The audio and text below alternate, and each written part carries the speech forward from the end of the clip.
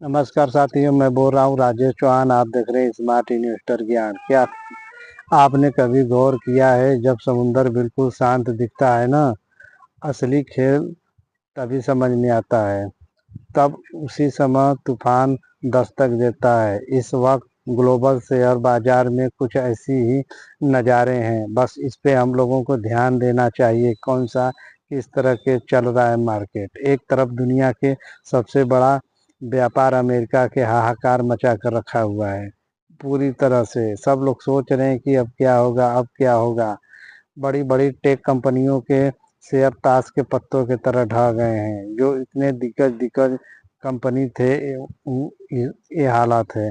दूसरी तरफ अंतरिक्ष से एक ऐसा खबर आ रही है कि उससे बहुत प्रभाव पड़ता है और निवेशकों को मालामाल करने का दम भी रखती है।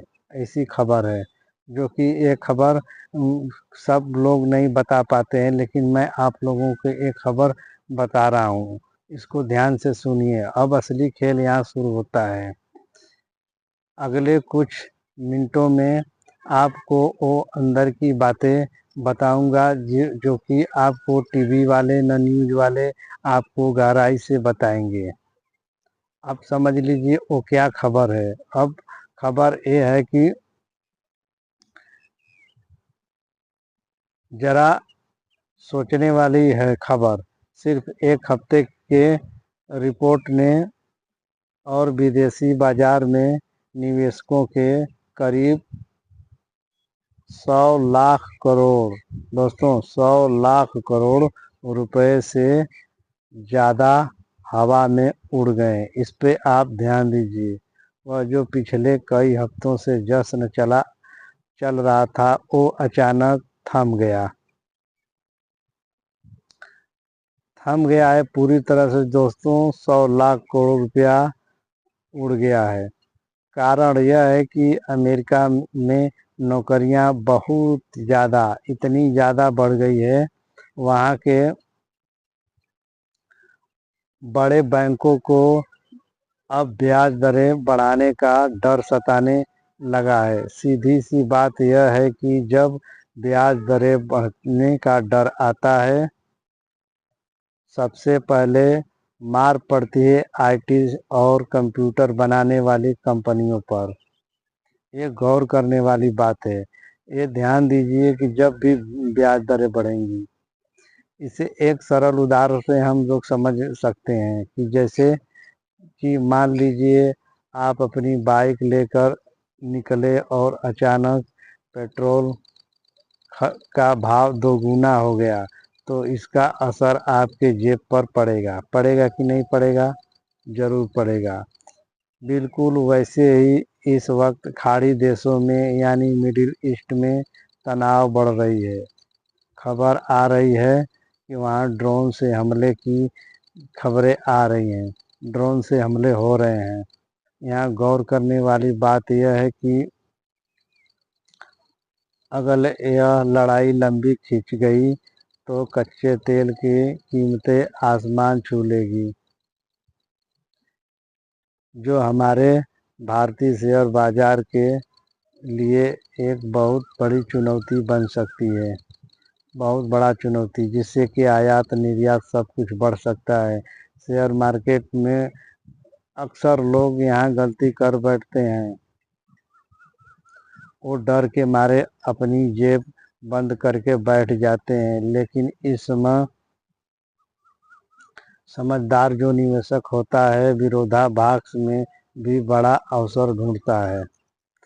और इसी समय बाजार का इतिहास हमें बताता है कि यह एक ऐसा मौका है कि जब जब धरती पर उथल पुथल होती है, कुछ अनोखी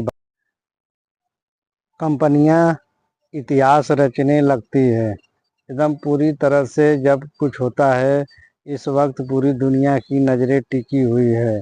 एलन मस्क और रॉकेट बनाने वाली कंपनी स्पेक्स के महा आईपीओ पर अच्छा मार्केट गिरने का यह एक और भी कारण है कि एलन मस्क जो रॉकेट बनाने वाली कंपनी है, वो आईपीओ लाने वाली है, जो कि बहुत बड़ा आईपीओ है। आंकड़ों और नज़र पर डाले तो यह आईपीओ बाजार में आने से पहले ही पूरी तरह एडवांस में बुक हो चुका है, यानी लोगों में इसे खरीदने की होड़ मची हुई है एकदम।